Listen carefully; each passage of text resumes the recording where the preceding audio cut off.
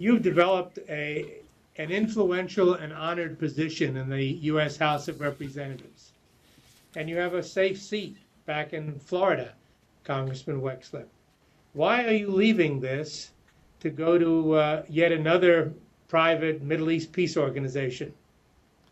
As you say, I've been privileged to be a member of the House of Representatives, and it is in fact a privilege. And I've had that opportunity for 13 years to represent constituents in South Florida that I both respect and in many cases have developed very close personal relations in terms of many of my constituents. One of my passions as a member of Congress has always been the American-Israeli bilateral relationship. And a part of that has been seeking ways to create a just, comprehensive, and lasting peace between the Israelis and the Palestinians, as well as the Israelis and the broader Arab world. And you think you can have more of an impact on that from running this organization, the Center for Middle East Peace and Cooperation, than you can from the United States House of Representatives? It's not a question of more of an impact or more of in terms of influence. It's a different kind of role.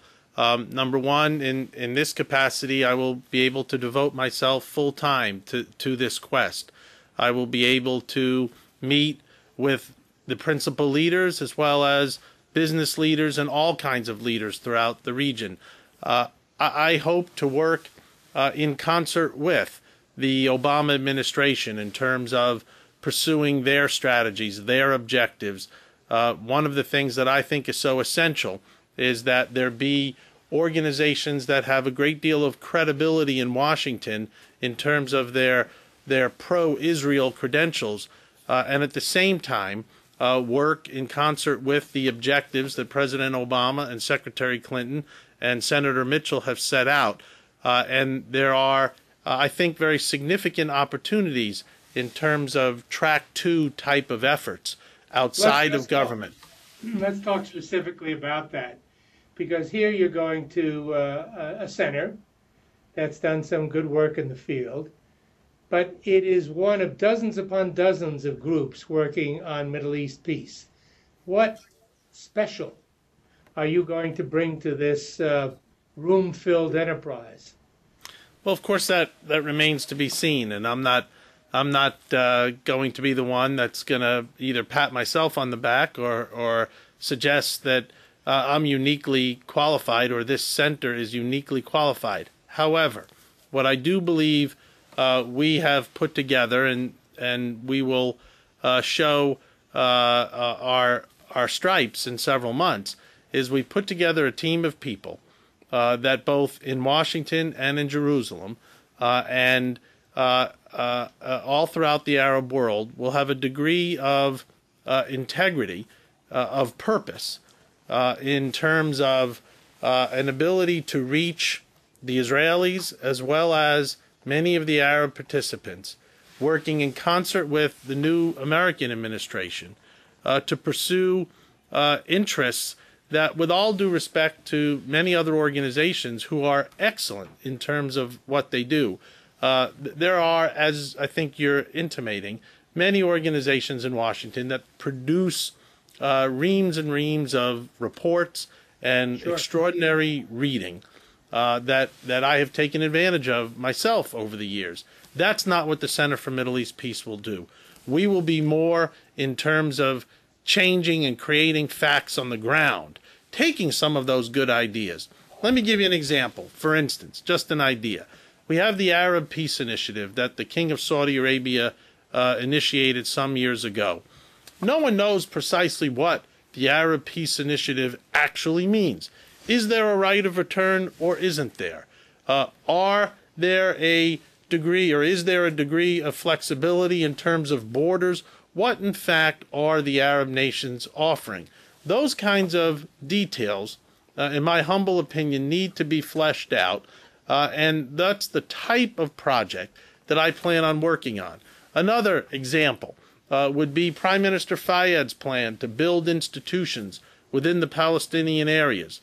In my humble estimation, that may be the smartest, most important plan ever pronounced by a Palestinian leader. That needs to be developed from an American perspective. Certainly the State Department and the administration will do their most important part, but it also has a private sector component as well, and those are the kinds of issues that I hope to be deeply involved in. But what you're saying, the last remark in particular, really resonates with me. You outlined a kind of two-phase agenda, or two-dimensional agenda. One is you want to get involved in the substance of the talks and on some of the issues where you feel you might be able to move the parties along. But secondly, you want to change facts on the ground. You mentioned specifically the Palestinian programs to improve security there. Now, I'm struck looking at the experience of the British in Northern Ireland, how they kept pushing the parties to the table for 10 years and more, only to see them fail because they didn't have the support outside the negotiating table. There weren't constituencies for peace. Finally, they learned the lesson and backed away from the emphasis on the negotiating table and put it on developing groups in Northern Ireland society and business community that would support compromise and peace. Yes. Is this what you're going after as well? Most certainly. And there are very important actors in this process that are already doing that. General Dayton, for instance, is participating in the security realm very effectively. And I hope to support efforts like that from the private sector. Yes. What about on the economic side? We will engage in all parts of this process. The economic part is an entirely different piece. And please let me just preface this with, I haven't left Congress yet, so I'm not in that role. And I'll wait until I get there to make these kinds of decisions. Sure, that's fair. Now, let's talk about your view of the administration position on the negotiations. What's your understanding of where the administration is in terms of how they think they're going to bring about peace? And secondly, whether you buy into all that or have a different view. I support the Obama administration's efforts. I do so because the president has essentially changed the construct in that in the past, the Israelis were asked to negotiate with the Palestinians and put all their eggs effectively in the Palestinian basket and hope the Palestinians could then implement their side of the deal. That's not what President Obama is talking about. He's talking about the Israelis and the Palestinians as well as the broader Arab world.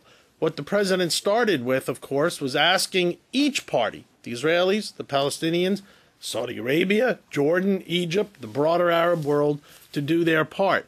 Now, there have been bumps in the road, admittedly, but what the focus is on now, which effectively it was at the beginning, but especially now, is to bring the parties to the negotiation table.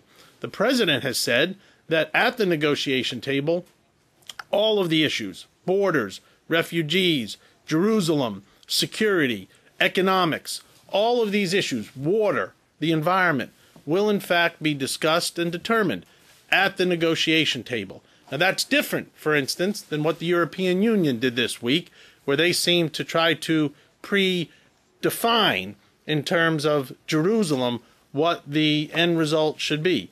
What the American administration is pursuing is a process of negotiation. Now, Prime Minister Netanyahu has said he will come and negotiate without preconditions. President Abbas has had conditions, and he's trying to find his way back after a couple of very difficult weeks, in fact, a couple of difficult months for President Abbas.